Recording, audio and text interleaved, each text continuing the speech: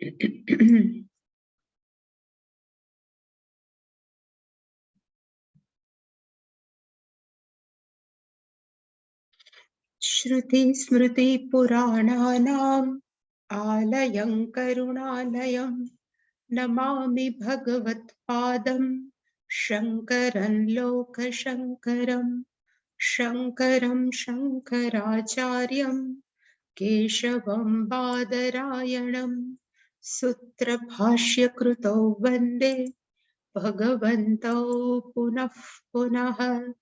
ईश्वरो गुरुरात्मेति मूर्तिभेदविभागिने व्योमवद्व्याप्तदेहाय दक्षिणामूर्तये नमः। सदाशिवसमारम्भां शङ्कराचार्यमध्यमाम् अस्मदाचार्यपर्यन्तां वन्दे गुरुपरम्पराम्। ॐ सहनाववतु सहनौ भुनक्तु सह वीर्यङ्करवावहै तेजस्विनावधीतमस्तु मा विद्विषावहै। ॐ शान्ति शान्ति शान्तिः। सर्ववेदान्तसिद्धान्त गोचरं तमगोचरं गोविन्दं परमानन्दं सद्गुरुं प्रणतोऽस्म्यहम्। तत्त्वं पदाभ्यामभिधीयमानयोः ब्रह्मात्मनो शोधितयोर्यदित्थम् श्रुत्या तयोस्तत्त्वमसीति सम्यक् एकत्वमेव प्रतिपाद्यते मुहुः। सर्वस्वरूपे सर्वेशे सर्वशक्तिसमन्विते भयेभ्यस्त्राहि नो देवी दुर्गे देवी नमोऽस्तुते। रोगान् शेषानपहंसि तुष्टा हृष्टा तु कामान् सकलानभीष्टान् त्वामाश्रितानान्न विपन्नराणां त्वामाश्रिता ह्यश्रयतां प्रयान्ति। सर्वबाधा प्रशमनं त्रैलोक्यस्याखिलेश्वरी एवमेव त्वया कार्यम् अस्मद्वैरिविनाशनम्। सर्वस्वरूपे सर्वेशे सर्वशक्तिसमन्विते भयेभ्यस्त्राहि नो देवी दुर्गे देवी नमोऽस्तुते। रोगान् शेषानपहंसि तुष्टा हृष्टा तु कामान् सकलानभीष्टान् त्वामाश्रितानान्न विपन्नराणां त्वामाश्रिता ह्यश्रयतां प्रयान्ति। सर्वबाधा प्रशमनं त्रैलोक्यस्याखिलेश्वरी एवमेव त्वया कार्यम् अस्मद्वैरिविनाशनम्।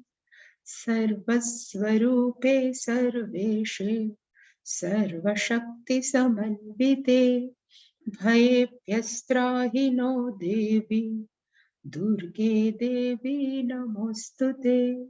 रोगान् शेषानपहंसि तुष्टा हृष्टा तु कामान् सकलानभीष्टान् त्वामाश्रितानान्न विपन्नराणां त्वामाश्रिता ह्यश्रयतां प्रयान्ति।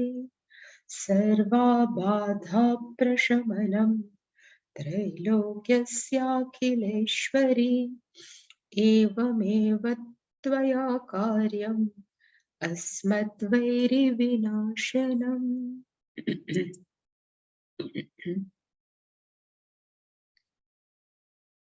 न भोगटयोगेन सुरागन्धेन लिप्यते तथात्मोपाधियोगेन तद्धर्मैर्नैव लिप्यते ज्ञानोदयात् पुरारब्धं कर्म ज्ञानान्न नश्यति अदत्त्वा स्वफलं लक्ष्यम् उद्दिश्योत्सृष्टबाणवत् व्याघ्रबुद्ध्या विनिर्मुक्तः बाणः पश्चात्तु गोमतो न तिष्ठति छिन्नत्येव लक्ष्यं वेगेन निर्भरम् उपादितात्मात्मविहीन केवल ब्रह्मात्मनेवात्मनि तिष्ठतो मुनेः प्रारब्धसद्भावकथा न युक्ता स्वप्नार्थसम्बन्धकथेव जाग्रतः वेदान्तसिद्धान्तनिरुक्तिरेषा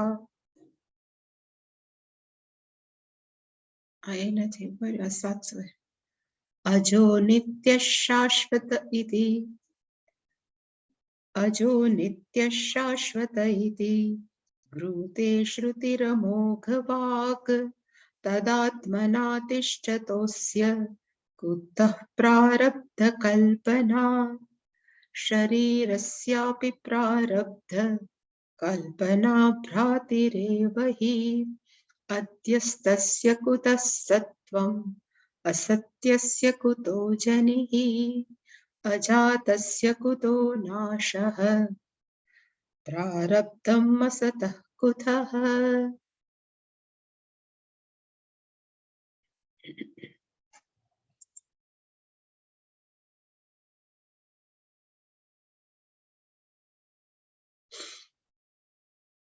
प्रारब्ध कर्मनि अरे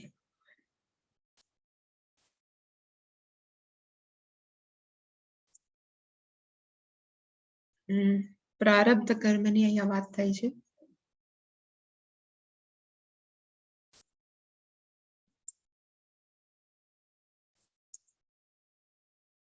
ત્રણ પ્રકારના કર્મ આપણે જોયા.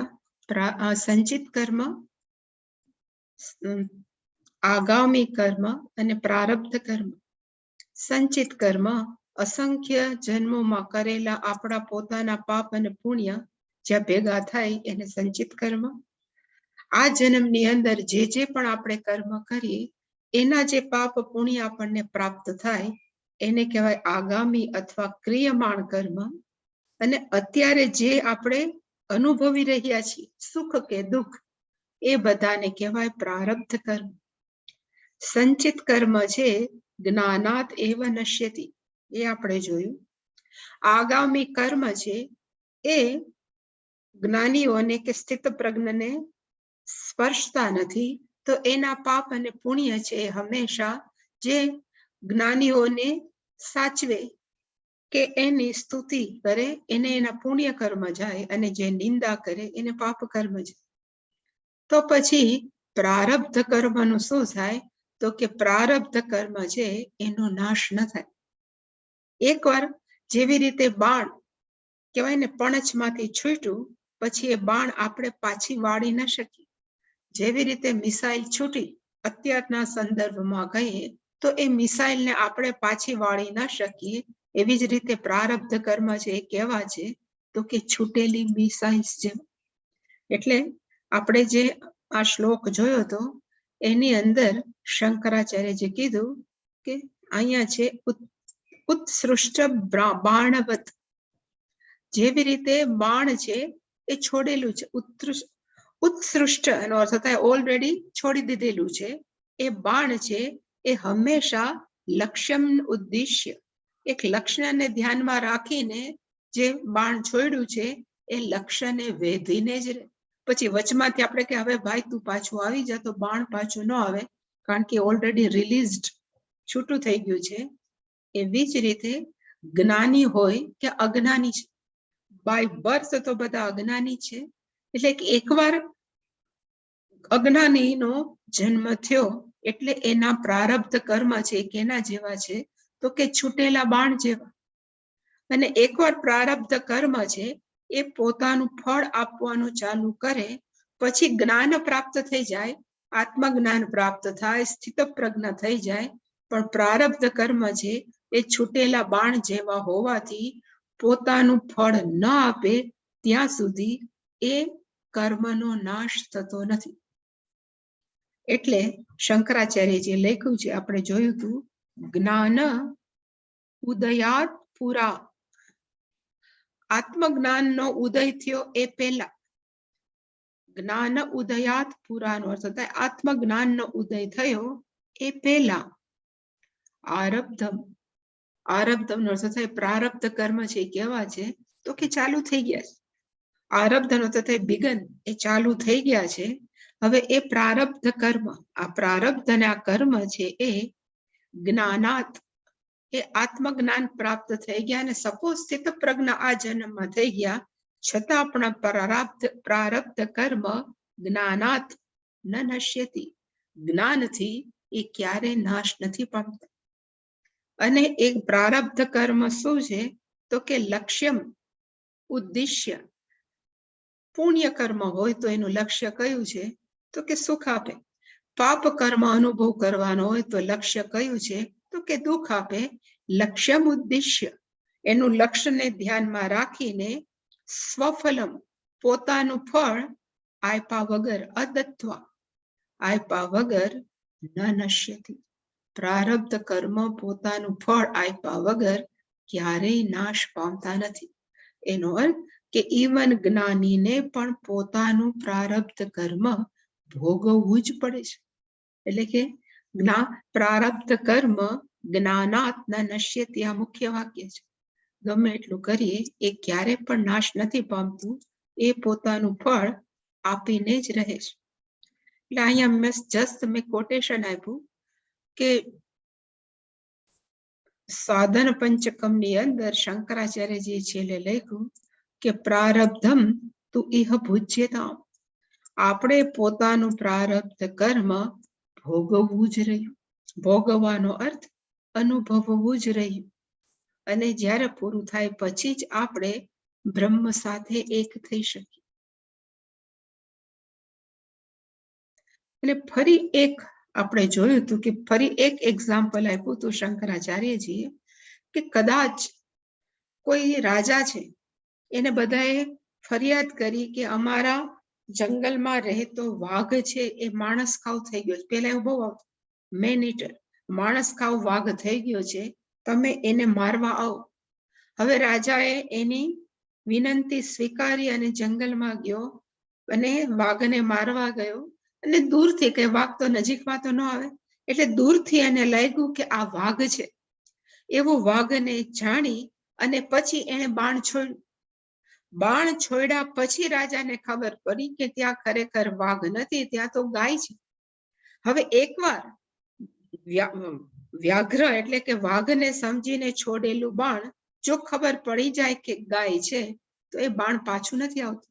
બાણ શું કરે છે તો કે ઇવન ગાય હોય તો એને પણ ભેદે જ છે. એવી જ રીતે જ્ઞાન થઈ ગયું, પ્રારબ્ધ કર્મ રૂપી આપણું બાણ છૂટી ગયું અને એ પછી આપણને અચાનક આત્મજ્ઞાન થયું તો એનાથી છૂટેલું બાણ છે એ ક્યારે પણ પાછું નથી ફરતું.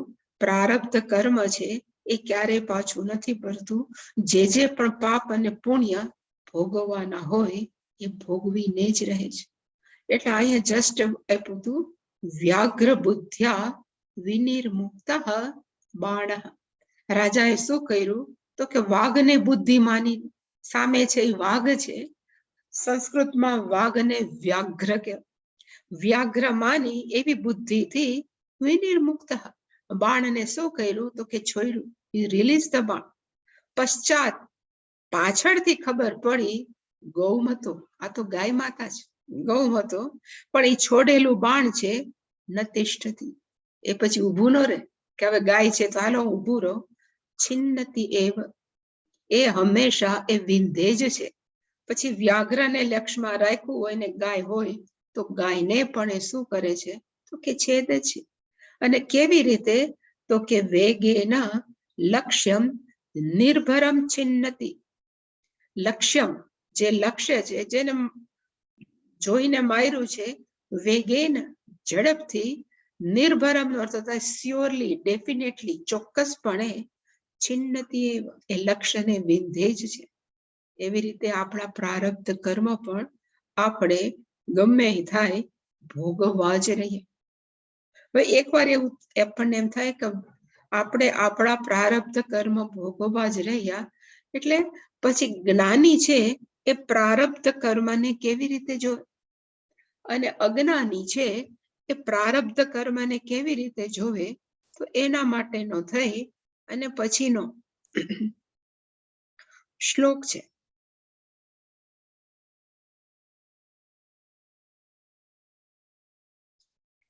પહેલા આપણે નીચેના બે વાક્ય જોઈએ.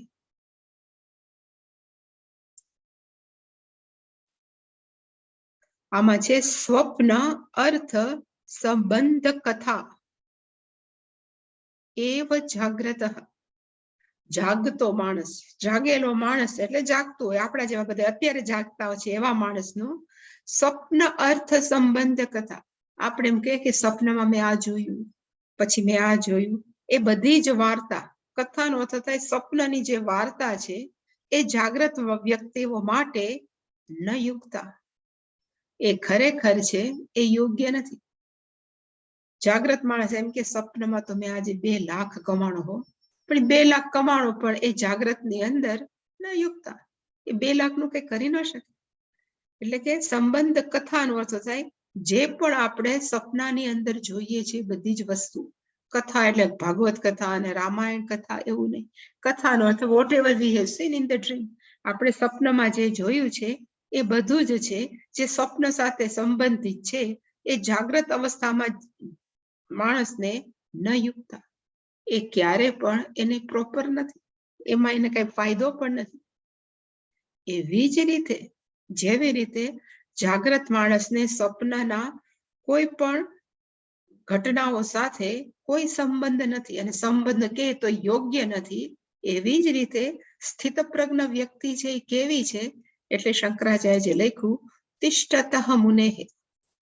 મુનેહે અહીંયા મુનિનો અર્થ થાય સ્થિતપ્રજ્ઞ મુનિ, જેનું મન છે માત્ર બ્રહ્મ આત્મના એવ આત્મની તિષ્ઠ, આત્મની એવ આત્મના તિષ્ઠત, જે આપણે બીજા અધ્યાયમાં જોયું, આત્મની બ્રહ્માત્મના એવ તિષ્ઠત.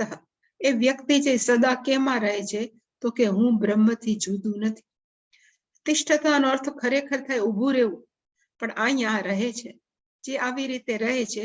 અને કેવી રીતે રહે છે, એટલે શંકરાચાર્યએ કીધું ઉપાધિ તાદાત્મ્ય વિહીન, પોતાના ઉપાધિ સાથે સ્થૂળ અને સૂક્ષ્મ શરીર સાથે તાદાત્મ્ય વિહીનેન, જરા પણ એ પોતાના સ્થૂળ અને સૂક્ષ્મ શરીરને હું નથી માનતો કે હું નથી માનતી, એવી રીતે કેવલ માત્ર બ્રહ્મ છે ને હું છું બંને કેવા છે એક જ, એવા ભાવથી જે વ્યક્તિ સતત પોતાનું જીવન જીવે છે એ વ્યક્તિને પ્રારબ્ધ સદભાવ કથા, એવી વ્યક્તિ માટે પ્રારબ્ધ કર્મની અંદર તમારે આ છે ને આ છે એવું ન યુક્તા, એવું ક્યારે પણ પ્રોપર નથી.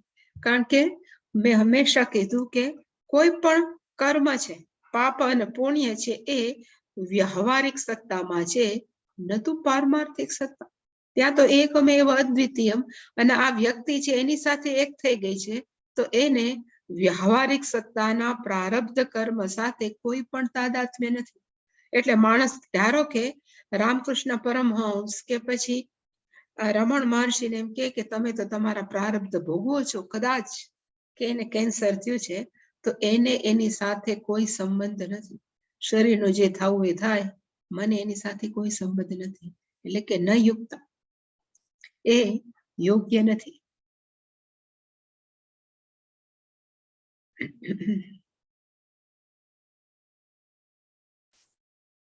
ફરી પાછું મેં અહીંયા લખ્યું છે એક એક્ઝામ્પલ, જાગ્રત એટલે એને સંધિ છૂટી પાડીને જાગ્રત નો અર્થ થાય જાગેલો માણસ, વૈખર. અત્યારે આપણે બધા છે જાગ્રત છે, એ વ્યક્તિઓ માટે સ્વપ્ન અર્થ સંબંધ કથા, એ વ્યક્તિ માટે સ્વપ્નમાં જે પણ ઘટનાઓ ઘટે એની સાથે સ્વપ્ન સાથે જે સંબંધિત કથાઓ છે એ જાગ્રત વ્યક્તિ માટે ન યુક્તા, એ યોગ્ય નથી. એકવાર એવું થયું હતું, એક જોક છે એકચ્યુઅલી ખરેખર.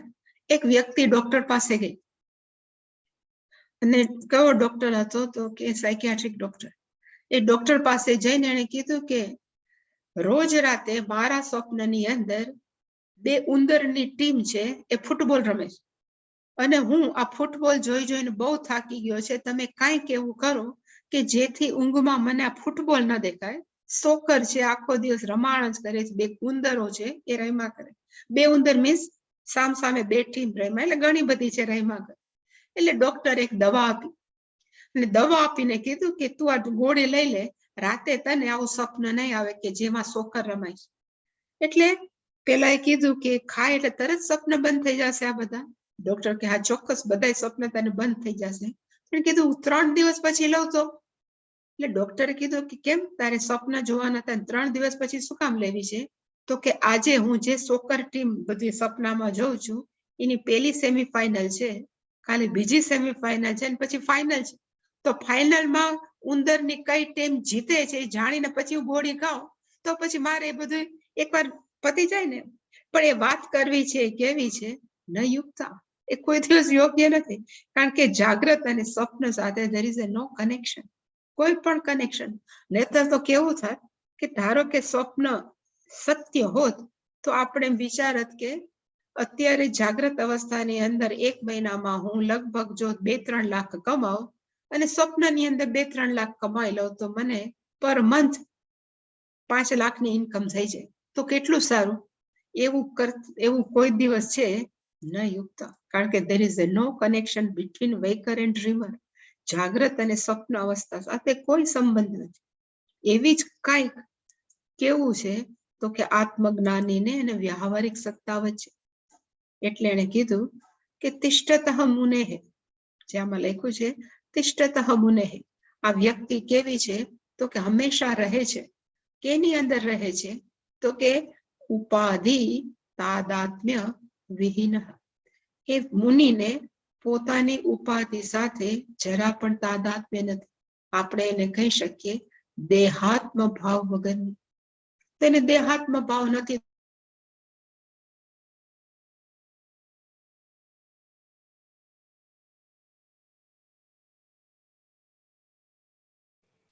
અવાજ આવે છે? આવ્યો ને?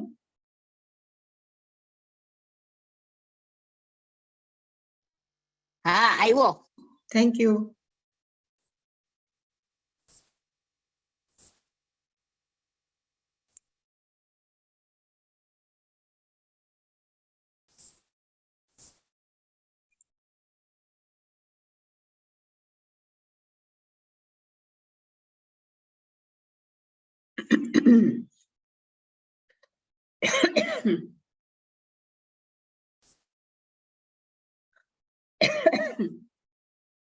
આ વ્યક્તિ છે કેવી છે તો કે હંમેશા એનું મન કેની સાથે છે તો કે પરબ્રહ્માત્મના, એટલે કે હંમેશા બ્રહ્મ સાથે એનું મન છે. એક આત્મની એવો આત્મના તુષ્ટ સ્થિત પ્રજ્ઞ સદોષ્ય છે.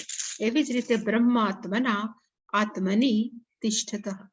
એ કેવી છે તો એક વ્યક્તિ છે હંમેશા બ્રહ્મ સાથે, હું બ્રહ્મથી અલગ નથી, એવી રીતે કેવી છે તો કે રહેલી છે.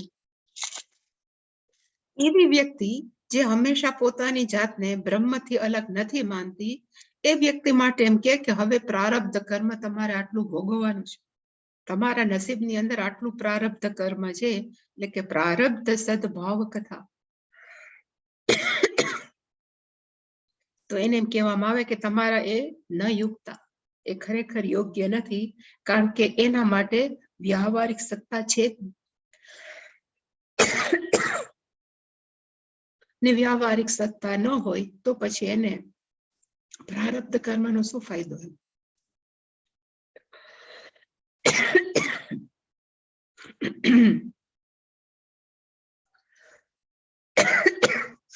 હજી પણ 2-3 શ્લોકની અંદર હજી પણ પ્રારબ્ધ કર્મ જ્ઞાનીઓને કેમ ન હોય એની તર્કબદ્ધ રીતે અથવા શ્રુતિઓથી રજૂઆત કરે.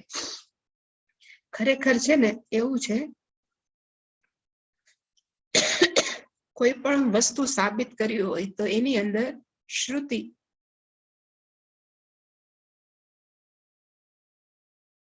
પછી અનુભવ,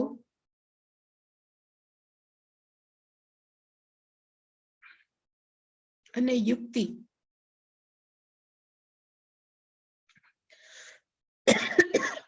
આ ત્રણ વસ્તુનો સહારો લઈ અને સાબિત કરવું જોઈએ કે આ વસ્તુ છે એ ન હોઈ શકે, કારણ કે આ ત્રણ સાથે નથી.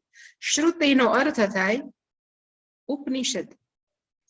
ઉપનિષદનું કોટેશન આપીને એમ કહેશે કે પ્રારબ્ધ કર્મ છે જ્ઞાની માટે નથી. આપણે અત્યારે જોયું આનું પહેલાનું હતું અનુભવયુક્ત, જાગ્રત અને સ્વપ્નની કનેક્શન નથી.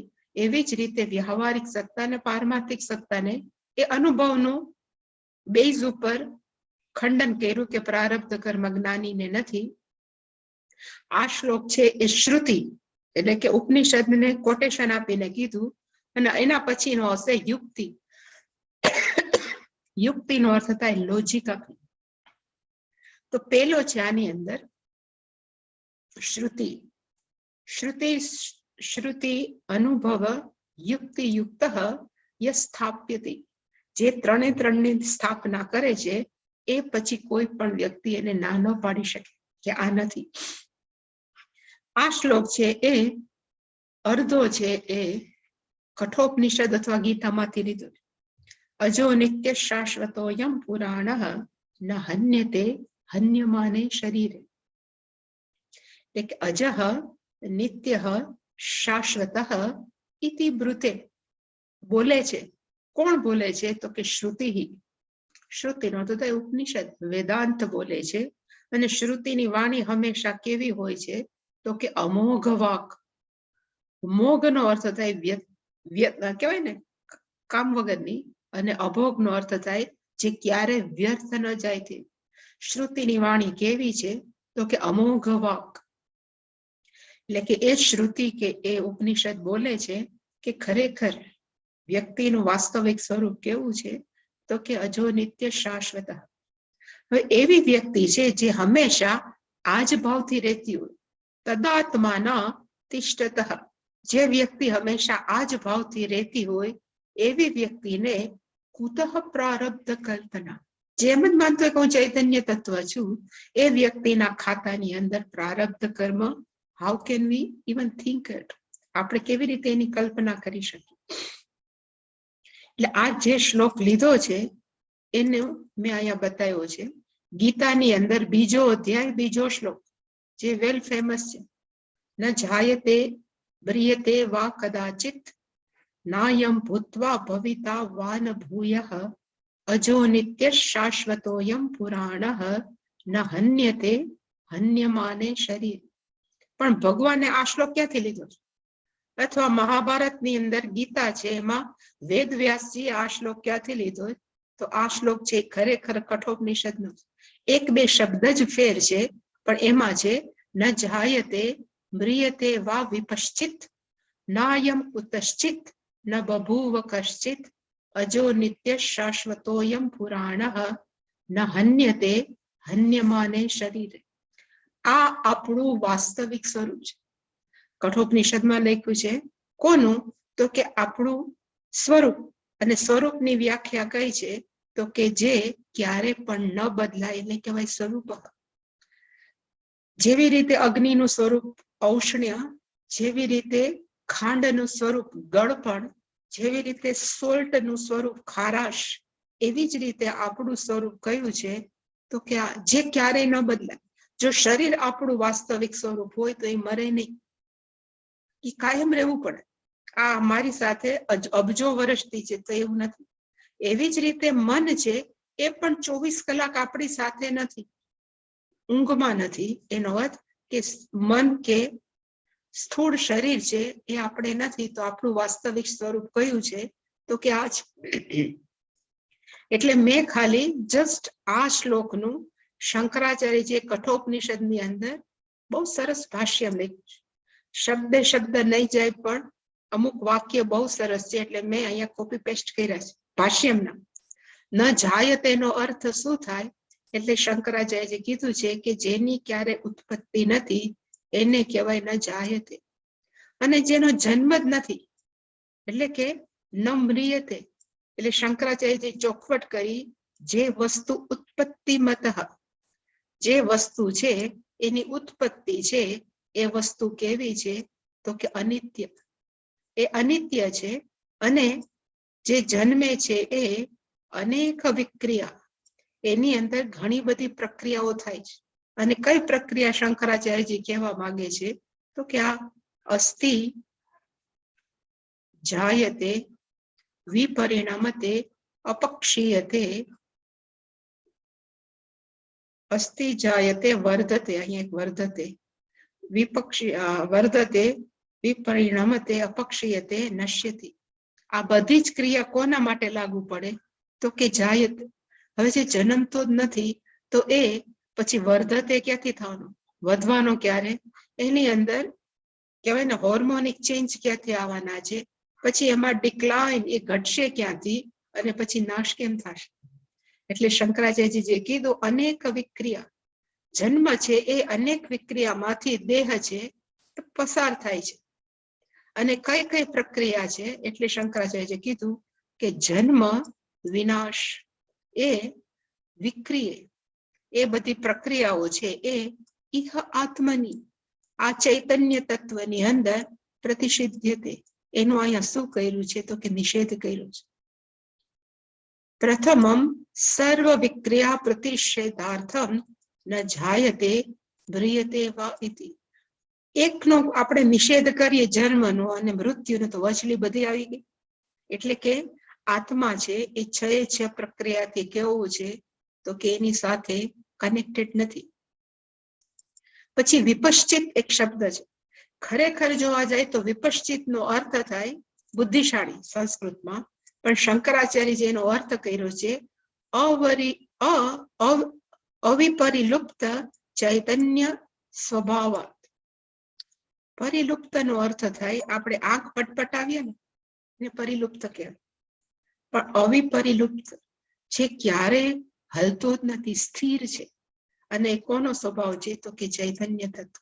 બીજા બધાની અંદર ચેન્જીસ છે, પરિવર્તન છે, પ્લસ માઇનસ છે, પણ અવિપરિલુપ્ત ચૈતન્ય સ્વભાવ કોનો છે? તો કે આત્માનો. એ હોવાથી એ જન્મતો પણ નથી, મરતો પણ નથી. પછી છે નાયમ કુતશ્ચિત ન બભૂવ કશ્ચિત. એનો અર્થ બહુ સરસ, એટલા માટે મેં લઈ ગયું. નાયમ કુતશ્ચિત નો અર્થ શંકરાચાર્યએ કીધો કે આ આત્મા છે એને કોઈ કારણ નથી જેને કારણે એ જન્મો છે. આપણને તરત પૂછીએ કે તમારા માતા પિતા કોણ? એનો અર્થ આપણું કોઈક કારણ છે જન્મવા માટે. પણ નાયમ આત્મા કુતશ્ચિત બભૂવનો અર્થ થાય કારણ અંતરાત ન બભૂવ. અહીંયા ન બભૂવ, એનું કોઈ કારણ નથી. અને પોતાનામાંથી બીજો આત્મા પણ એના ઉત્પન્ન નથી થઈ. ઘણી વાર એમ થાય કે એને કોઈ કારણ નથી, પણ બીજા ન પિક્ચરમાં ને ક્યારેક ચમત્કારો થતો એનામાંથી બીજું નીકળે. એવું પણ સ્વસ્માચ્ચ આત્મનઃ ન બભૂવ, પોતાનામાંથી પણ આત્મા છે એ ક્યારે પણ ઉત્પન્ન નથી થતો. એટલે કે ક્યારે પણ આત્મા છે કેવો છે? તો કે ચેન્જલેસ, અપરિવર્તનશીલ. કોઈ કારણ પણ નથી અને એનું કારણ પણ કોઈ નથી. અતઃ, આવું હોવાને કારણે આત્મા કેવો છે? તો કે અતઃ અયમ આત્મા અજઃ નિત્ય શાશ્વત અપક્ષય વિવર્જિત. આત્મા કેવો છે? તો કે અજઃ. જનો અર્થ થાય જન્મવું સંસ્કૃતમાં, જહ જન્મવું, પણ જેનો જન્મ નથી એને શું કહેવાય? તો કે અજહ. અને જેનો જન્મ નથી એટલે કેવો હોય? તો કે નિત્ય. એ સમય સાથે સંકળાયેલું તત્વ નથી. જે સમય સાથે બંધાયેલો હોય એ હંમેશા કેવો હોય? તો કે જન્મે ને મરે. પણ આ અજહ, એનો અર્થ ઇટ ઇઝ એ નિત્ય. શાશ્વત, એની અંદર શાશ્વત છે એટલે લેખું કે અપક્ષય વિવર્જિત. અપક્ષય નો અર્થ થાય આપણે કહે ને વિપરિણમતે, અપક્ષીયતે.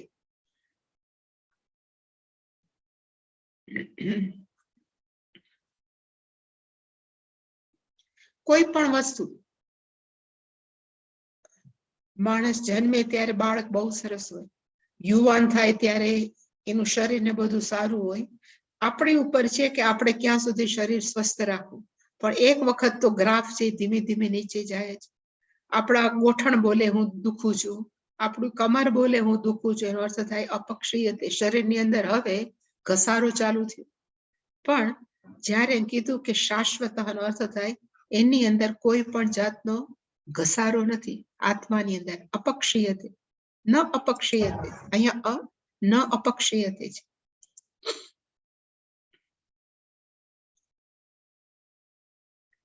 જો એમની અંદર ઘસારો ન હોય તો એ કેવો છે તો કે શાશ્વત, કાયમ માટે છે. શાશ્વત હોવાથી જ પુરાણ. પુરાણ શબ્દ છે આવે એટલે આપણને જર્જરિત વસ્તુ દેખાય.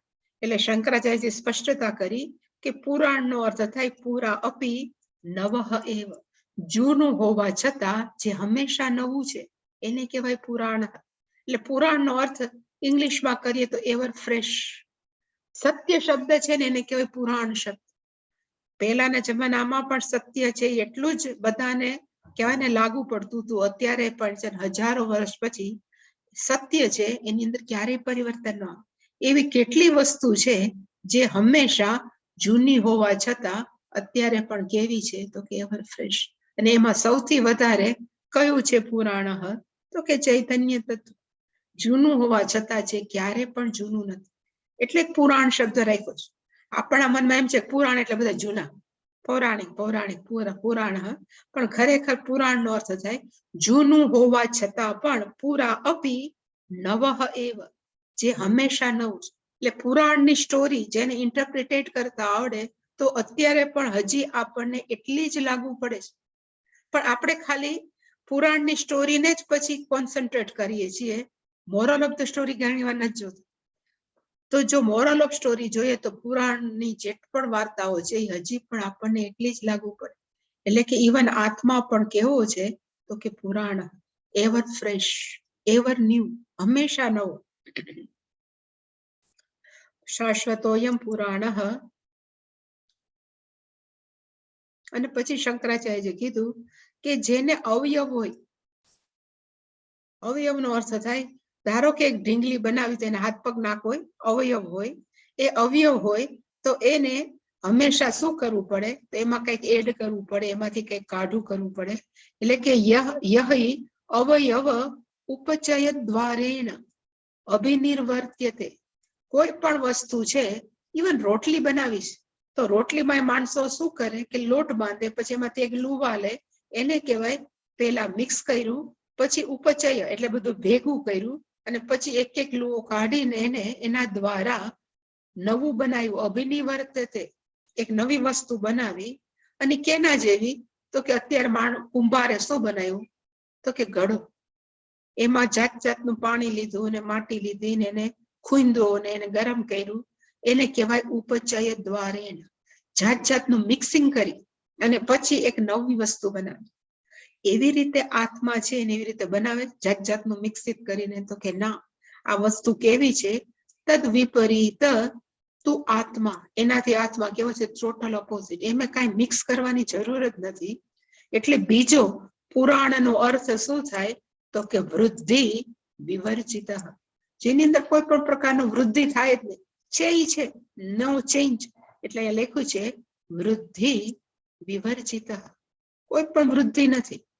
જે રીતે છોડ છે એને પાણી પાય તો વૃદ્ધિ થાય, પણ વૃદ્ધિ થાય તો એકવાર એને નાશ તો પામવાનું છે. એટલે યસ્ય વૃદ્ધિ તસ્ય નાશ. પણ જેનો જન્મ જ નથી, જેની વૃદ્ધિ જ નથી, એનો નાશ ક્યાં છે? એટલે કીધું કે પુરાણનો અર્થ થાય વૃદ્ધિ વિવર્જિત.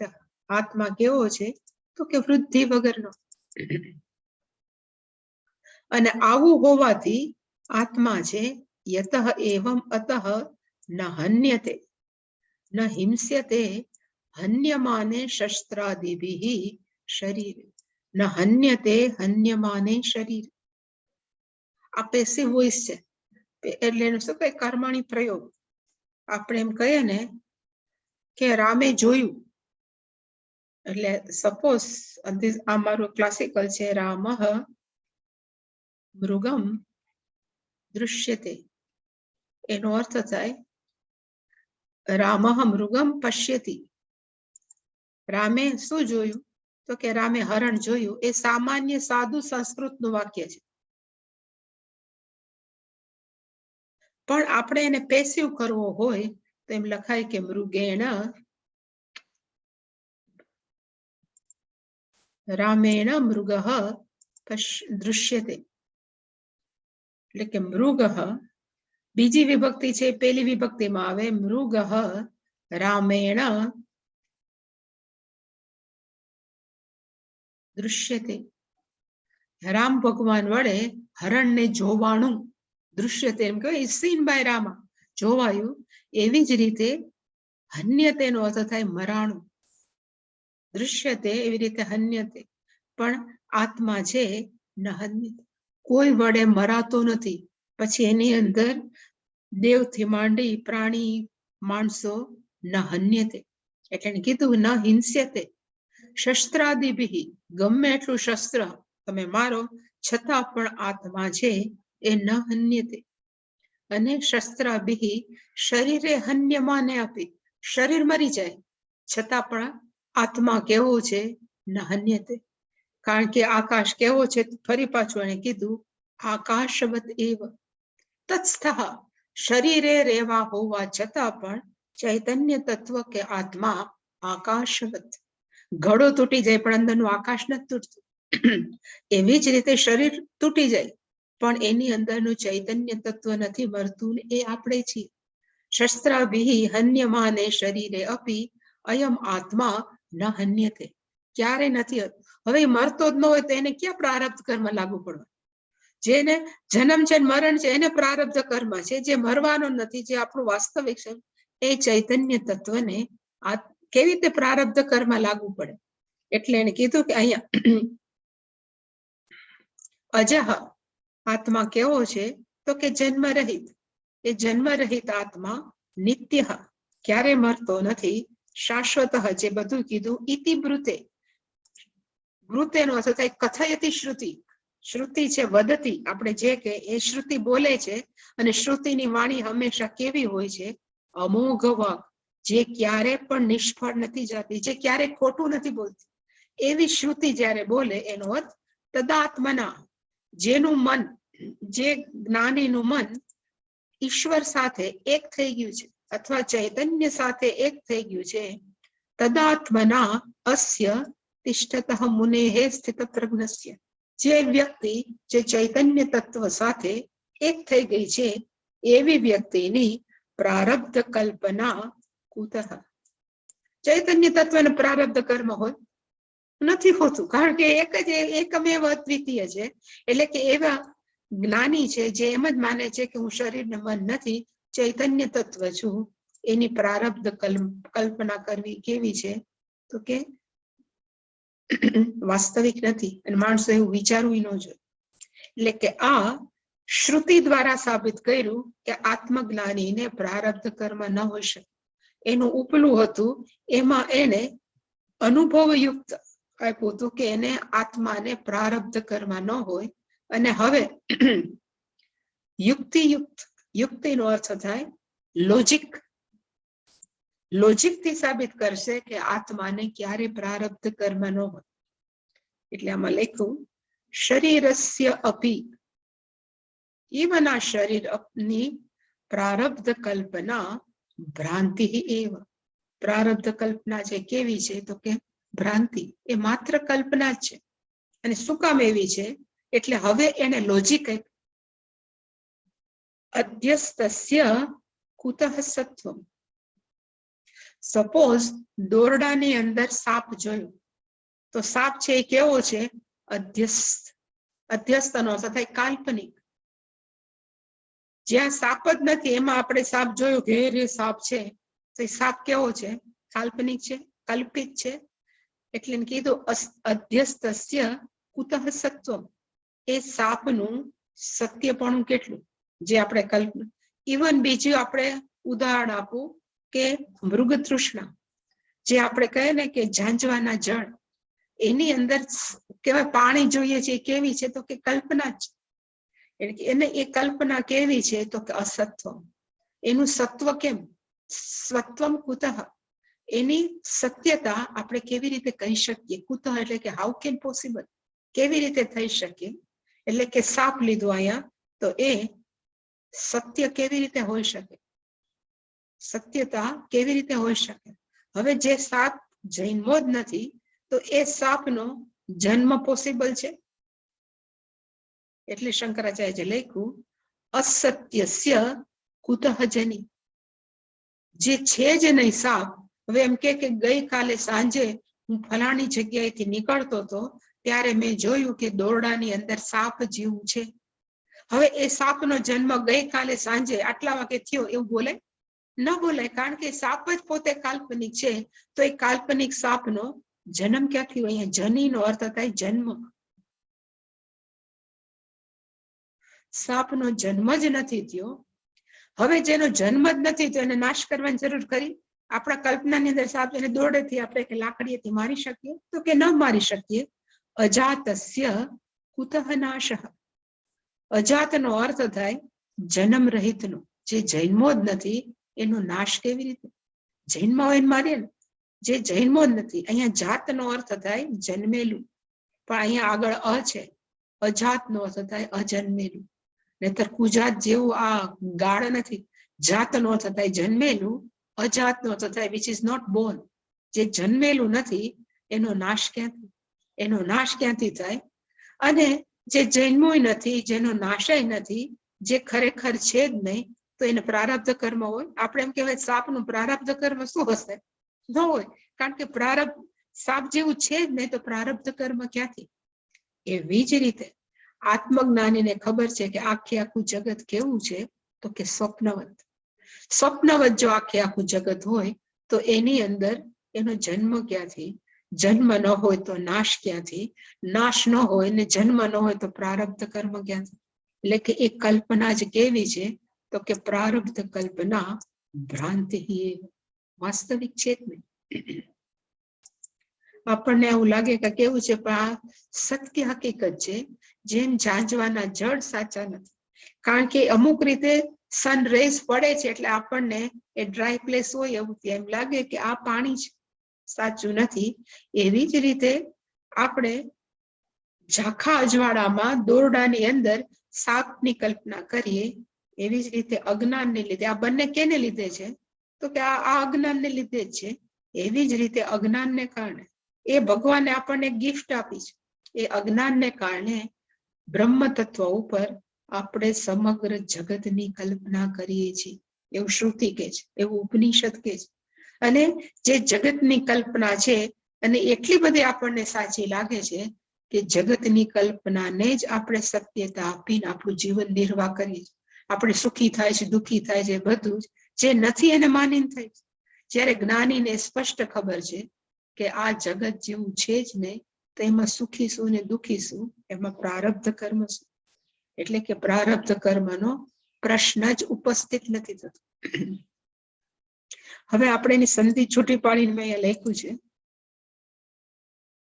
એ લખ્યું છે કે શરીરસ્ય અપી, શરીરસ્ય જેને છે એની પ્રારબ્ધ કલ્પના કેવી છે? તો કે ભ્રાંતિ એવ. એ જાણે કે કેવી છે? તો કે જાણે કે કલ્પના છે. અને શું કામ કલ્પના જેવું છે? એટલે મેં અહીંયા વાક્ય લખ્યું છે, શાસ્ત્રમાં નથી, પણ મેં અહીંયા લખ્યું છે કે ચૈતન્ય તત્વની અંદર આત્મની નો તથા ચૈતન્ય તત્વે પ્રારબ્ધ કલ્પના કુતઃ સ્યાત. How can we make it? આપણે એમ કહીએ ચૈતન્ય તત્વનું પ્રારબ્ધ કર્મ કેટલું કેવું વાહિયાત છે. અને જે વ્યક્તિને ખબર છે કે હું શરીર મન નથી, માત્ર ચૈતન્ય તત્વ છું, એ વ્યક્તિને પ્રારબ્ધ કલ્પના કુતઃ સ્યાત. How can we even think it of? એની શક્યતા જ નથી. અને આ ફરી પાછું એક અધ્યાત્મ ઉપનિષદ છે, એનું એક આ શ્લોક છે. એમાં લખ્યું છે કે તત્વ જ્ઞાન ઉદયાત ઉર્ધ્વમ. આત્મજ્ઞાનનો ઉદય થયા પછી પ્રારબ્ધમ ન એવ વિદ્યતે. એ વ્યક્તિ માટે પ્રારબ્ધ કર્મ છે એ રહેતું નથી. અને શું કામ નથી રહેતું? તો કે દેહાદીનામ અસત્વાત. એના માટે આખા દેહ અને મન કેવા છે તો કે વાસ્તવિક નથી. અને દેહ કેવું છે તો કે સ્વપ્ન વિબોધતા. એના માટે આ જાગ્રત અવસ્થા પણ સ્વપ્ન જેવી છે. પેલા જે લખ્યું એની પેલા મેં આ બધા અમુક વાક્ય લખ્યા. જો તમને સમજાય છે તો વેલ એન્ડ ગુડ. સંસ્કૃતમાં જ લખ્યા છે, પણ તમને તો સંસ્કૃતમાં હોશિયાર છો. પેલું વાક્ય છે મેં જ લખ્યું છે કે રજ્વામ, દોરડાની અંદર અધ્યસ્તસ્ય, કલ્પના કરેલો, આપણે કે અધ્યારોપ કરેલો, અને અધ્યારોપ છે કેવી છે તો કે કલ્પના, એમાં અંદર કરેલા સર્પસ્ય કુતઃ સત્વમ, એની સત્યતા કેટલી. દોરડાની અંદર કલ્પના કરેલા સત્વમનો અર્થ થાય સત્યતા, એની સત્યતા કુતઃ નો અર્થ થાય કેટલી. હવે જે દોરડાની અંદર આપણે સાપ જોયો એ સાપનું કુતઃ જની, અહીંયા જની નો અર્થ હું લખું જન્મ. કદાચ જની નો એમ માણસ ન સમજાય તો કે જન્મ. જે દોરડાની અંદર સાપની કલ્પના કરી છે એનો જન્મ છે એ શક્ય છે કુતઃ જની. એને જન્મ છે એ શક્ય જ નથી કુતઃ જની. હવે જેનો જન્મ નથી થયો એવા સાપનો નાશ થાય. એટલે કીધું કે અજન્મસ્ય સર્પસ્ય નાશઃ કુતઃ. એ જેનો જન્મ નથી થયો એવા સર્પને હવે મારે મારી નાખવું છે. નાશ છે ક્યાંથી જ? નાશ પણ શક્ય નથી. અને જો અસત્યસ્ય, આ સાપ જેવી ખરેખર એ કઈ કહેવાય ને છે જ નહીં એવા સર્પસ્ય પ્રારબ્ધમ કુતઃ. જેની કલ્પના કરેલા સાપ છે એને કે હવે એને છે ને 20 દિવસ જીવવાનું છે, કોઈ દી શક્ય કલ્પના કરેલી. એવી જ રીતે આખું જગત કેવું છે તો કે કલ્પના છે.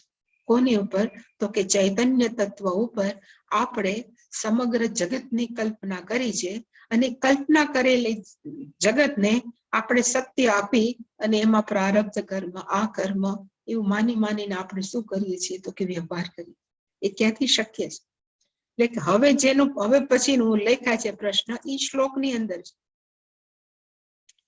એટલે લખ્યું કે અધ્યસ્તસ્ય દેહસ્ય કે મનુષ્યસ્ય, કોની અંદર તો કે ચૈતન્ય અથવા આત્મની, ચૈતન્ય તત્વે, ચૈતન્ય તત્વની અંદર અધ્યસ્ત કરેલું કુતઃ સત્વ, એની સત્યતા કેટલી. સત્યતાનો અર્થ છે ને ન ભાવો વિદ્યતે સતઃ, એવું સત્વમ છે, એક્ઝિસ્ટન્સ. હા, સત્વનો અર્થ થાય એક્ઝિસ્ટન્સ. એક્ઝિસ્ટન્સ નું ગુજરાતી જે થાય કરજો, એક્ઝિસ્ટ છે. કેની અંદર તો કે જેવી રીતે દોરડાની અંદર સાપ છે એ એક્ઝિસ્ટ છે, રહેલો છે, તો આપણે કઈ નથી રહેલું. તો એનું કેટલું એક્ઝિસ્ટન્સ તો કે કુતઃ નો અર્થ થાય હાઉ કેન ઇટ પોસિબલ. કુતઃ જે સંસ્કૃતનો અર્થ છે એનો અર્થ થાય હાઉ કેન ઇટ પોસિબલ. એટલે કે કલ્પના કરેલા સાપનો એક્ઝિસ્ટન્સ છે એ કેવી રીતે શક્ય છે.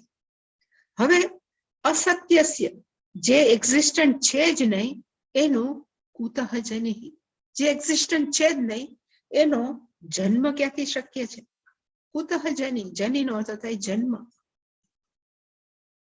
આપણે છે ને પેલા એક કહેતા ખપુષ્પ, ખપુષ્પનો અર્થ થાય આકાશમાં ઉગેલા ફૂલ.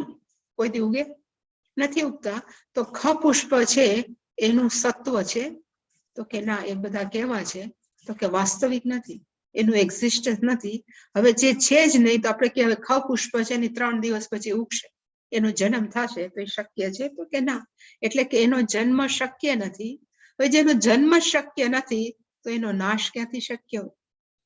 અને જે એક્ઝિસ્ટન્સ નથી એનું પ્રારબ્ધ પણ ક્યાંથી. એટલે કે ખરેખર દેહ છે એ છેલ્લે એ દેહ શું આખું જગત છે ખરેખર કેવું છે તો કે ચૈતન્ય તત્વ ઉપર કરેલી કલ્પના. એ કલ્પનાને જો આપણે મહત્વ આપીએ અજ્ઞાનને કારણે તો જ જન્મ મૃત્યુ છે.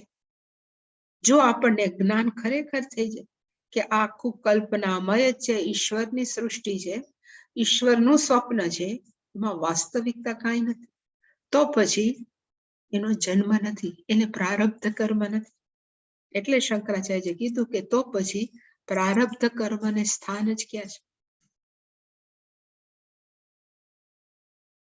ફરી પાછું એક મેં લખ્યું, સ્વપ્ન દેહ યથા અધ્યસ્થ. સ્વપ્નનો દેહ છે એ કેવો છે? તો કલ્પના વાળો છે ને, આપણે ક્યાંય સ્વપ્નમાં જોયેલા, બહાર જોઈએ જ ક્યારે? તથા એવ અયમ સ્વદેહ. આપણો પોતાનો દેહ પણ કેવો છે? તો કે સ્વપ્નના દેહ જેવો. અધ્યસ્તસ્ય કુતઃ જન્મ. જે કલ્પના કરેલી છે એનો જન્મ, વાસ્તવિક જન્મ શક્ય નથી. જન્મ અભાવે કુતઃ પ્રારબ્ધ. જન્મ જ નથી તો પ્રારબ્ધ કર્મને સ્થાન જ ક્યાં? એટલે જ્ઞાની અત્યંત સ્પષ્ટ છે કે મારે પ્રારબ્ધ કર્મ નથી. પ્રારબ્ધ કર્મ કોનું હોઈ શકે? તો કે દેહનું અને મન. જે માનતા હોય કે હું દેહ છું, મન છું, એને જ પ્રારબ્ધ કર્મ છે. આત્મજ્ઞાની સ્થિત પ્રજ્ઞાને પ્રારબ્ધ કર્મ પોતાના મનથી નથી, શરીરને તો ભોગવવાનું જ. એટલે આ બધી જયારે ડિસ્કશન આવ્યું ત્યારે કોકે એમ પૂછ્યું, તો પછી આટલા બધા જન્મ અને મૃત્યુ શું કામ થાય છે? એટલે કઠોપનિષદ નો જ છે, યથા કર્મ યથાશ્રુત. અજ્ઞાની છે એ જેવું કર્મ કરે એ પ્રમાણે એનો જન્મ થાય. પણ કોનો જન્મ છે? તો કે અજ્ઞાની. અજ્ઞાનીનો અર્થ જેને ખબર નથી કે હું ચૈતન્ય તત્વ છું. એ બધી જ વ્યક્તિ અજ્ઞાની છે. એ અજ્ઞાનીનો પોતાના કર્મ પ્રમાણે શ્રુતિમાં કે ઉપનિષદમાં લખ્યું છે એ પ્રમાણે જન્મ છે, પણ જ્ઞાનીનો જન્મ નથી. ઇવન જ્ઞાન થયા પછી જ્ઞાનીને ખબર છે કે હું શરીર ને મન નથી. એટલે કે જ્ઞાની માટે ન પ્રારબ્ધ કર્મ. અહીંયા આઈ થિંક પ્રારબ્ધ કર્મ ન હોય એનું ડિસ્કશન પૂરું થયું. આના પછીનો શ્લોક કયો છે હું જરાક જોઈ લઉં. લગભગ તો નથી. ઓકે, આપણે નેક્સ્ટ એટલે શનિવારે જોશું હવે પછીના શ્લોક. આઈ થિંક પૂરા થઈ જશે નેક્સ્ટ વીકમાં. વિવેક ચૂડામણી. ઓમ પૂર્ણમદઃ પૂર્ણમિદં પૂર્ણાત પૂર્ણમુદચ્યતે પૂર્ણસ્ય પૂર્ણમાદાય પૂર્ણમેવાવશિષ્યતે. ઓમ શાંતિ શાંતિ શાંતિ. હરિ ઓમ શ્રી ગુરુભ્યો નમઃ. હરિ ઓમ.